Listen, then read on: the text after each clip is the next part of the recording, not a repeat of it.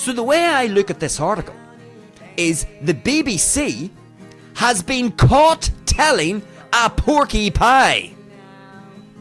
Uh-oh. They've been caught telling a porky pie. And remember, this is particularly problematic for an institution like the BBC because they are a news station. N-E-W-S, news.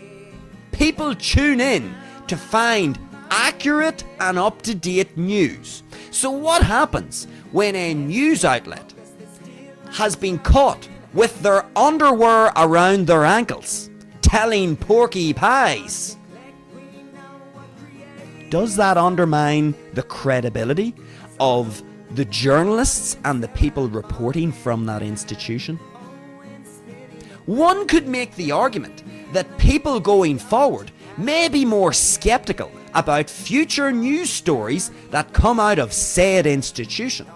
Because when you tell a porky pie and you've consulted the porky pie equation, does the benefit of me telling the lie outweigh the cost of me potentially being found out as being a liar? If you consult the porky pie equation, but what happens if you consult the porky pie equation and it turns out that when you thought you were going to get a lot of benefit through your deceptive editing of Donald Trump's speech, you thought you were going to be able to paint Donald Trump or portray him in a certain light, in a certain fashion. But what happens if people find out that you've actually deceptively edited that speech and presented Donald Trump in a way that isn't representative? It's not accurate.